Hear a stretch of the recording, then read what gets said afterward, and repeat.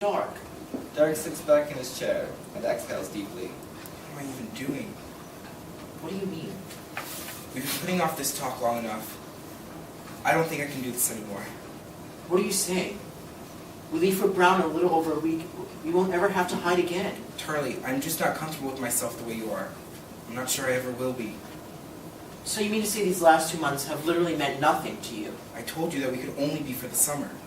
But so much has happened since then. Like I said, it's complicated, Charlie. Well, you can't expect me to just let you walk away from us. What about me? What about me? I can't put it off any longer. I need to at least try and change. Derek, you don't need to change. I'm going to forget you, Charlie. Try and do the same. Cut to exterior college house party, Friday night. Charlie and his roommate Frank stand on the edge of the lawn. The windows are glowing red. The road is quiet, but the muffled sounds of a bustling party can be heard. Voiceover. I guess I should have seen it coming. Disaster can always be expected when trying new things. For me, it was the empty bottle of tequila now laying in my freshman dorm room. For Derek, well, let's just say that some stars burn brightest on the darkest of nights. Charlie and Frank stand next to a pong table, taking sips of punch in between bits of slurred speech. In a couple of hours, you'll be 18. A real-life adult, my friend. Ha, fuck me. Charlie raises his red solo cup and turns from side to side to give a toast to absolutely no one. I am so touched. A room full of close friends on my birthday. What more could a boy wish for? Adult, you idiot. Smart with me, Mr. Pre-Dental. You're sloshed, mate. And you're Australian. Crikey. The two think themselves hilarious and clink plastic cups as they take another gulp of punch. Charlie's eyes widen as he almost chokes on his drink. What the hell, dude? Looks like I just found me a birthday present. Huh? Here. Hold this. Charlie throws the rest of his drink back and pushes the empty cup into Frank, who is left looking buzzed and confused.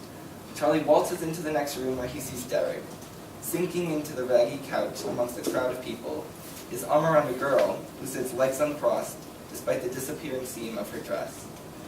So glad you can make it to my birthday party. Hey, Charlie, I didn't realize this was a birthday party or I wouldn't Oh, have... it's not actually my party. You're the only one I know here. So, where are you hiding my present? Charlie kneels down to Derek's level and almost falls. He looks up to Derek and smiles a drunken smile. Don't make this harder on yourself, Charlie. Oh, don't worry about me, mate. This has been hard for me for a long time. Nice and long. The crowd of people glare at Derek and Charlie.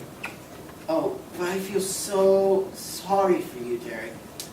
Big Derek, you only got into Brown on that shiny soccer scholarship, but that athletic bod of yours won't last forever, bud. You'll be sagging and I'll have my wits. He doesn't seem to have his wits now. Oh, what's that, my dear? Nothing. That's right, girlie. I have a whole fucking future to not change, unlike our friend here. And how's that going for you? Charlie rustles Derek's shoulder, who stands, towering over Charlie and looking down on him. Charlie doesn't stop. So sorry, big guy. I'm all out of birthday wishes.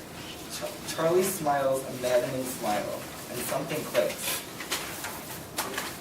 I guess I'm not your damn bowling ball anymore, Derek. You can't just pick me up when you feel like it, finger me, and throw me in the fucking gutter, expect me to come rolling back for another go. Derek snarls, and Charlie can feel the heat of his breath.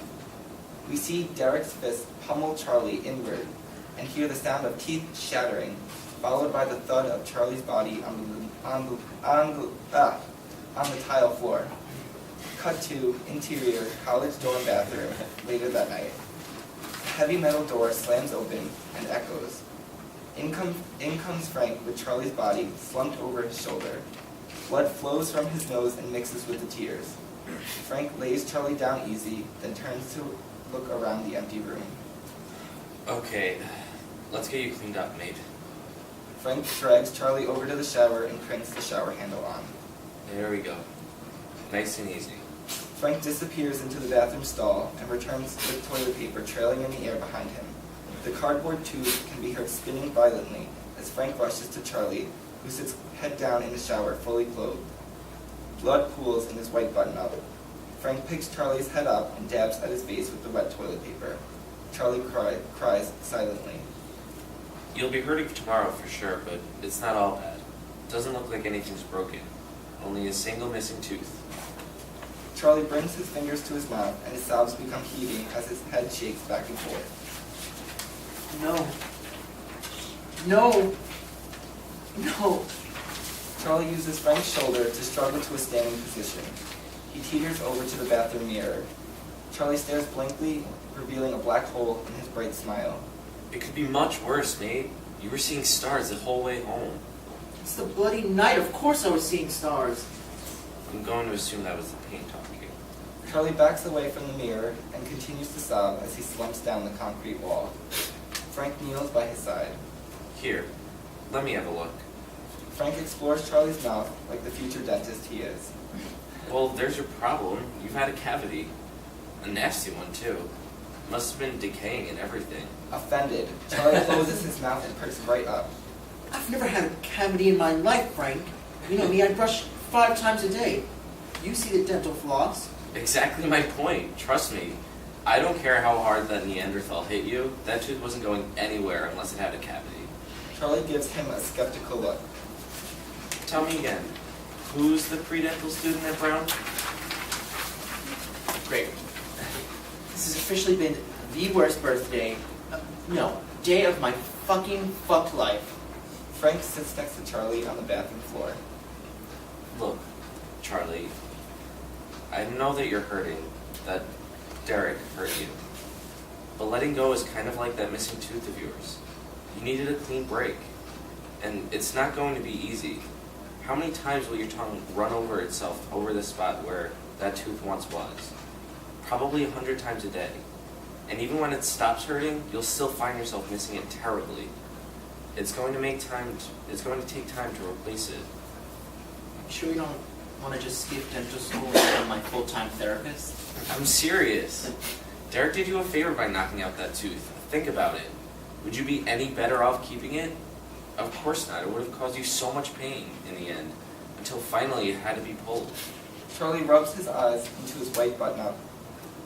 Take your clean break and run with it. Charlie flashes a shameless smile, missing tooth and all. Cut to, exterior, long winding road, night. A shiny sedan pierces the night as it drives past the secluded spot where Derek's truck parked many years ago. Voiceover. Next time you're out gazing at stars in the night sky, spare a thought the tumultuous reactions they play host to. It's easy to forget that stars owe their twinkling light to the energy released by nuclear reactions at their cores. The car drives past the winding road until it finally turns into a drive-in movie theater. It finds the last spot open and parks. Out comes Charlie holding a blanket and picnic basket. He looks light years more mature, but still retains his youthful disposition. He's smiling. The driver door then slams shut to reveal a very handsome man, who must be Charlie's new boyfriend. He wears smart blue jeans and a cable-knit sweater. Charlie tosses the blanket onto the roof of the car. His boyfriend then hoists him onto the car himself by the waist. Voiceover. That someday, in the great white future, even the sun will implode. And who knows who will be around to witness its tragic beauty. A supernova. Charlie lends a helping hand and his boyfriend takes it. The two spread the blanket out on top of the car and set a sophisticated little picnic for themselves. Out comes a bottle of wine, and the two of them clink glasses completely unfazed by the lot of people around them. They settle in by cuddling up close to each other and turn to the silver screen in front of them. Voiceover. At the end of its life, a star will create some of the heaviest of elements, and the inevitable explosion will cast this iron and nickel across the universe, scattering the very same stardust that makes up the planet Earth and everything on it. The same stardust that makes up you and I. An old-fashioned movie countdown begins. 5, 4, 3, 2. At the last second, the two turn to each other, smile, and share a simple kiss. Voiceover. Stars die so we can live. fade to black, the end.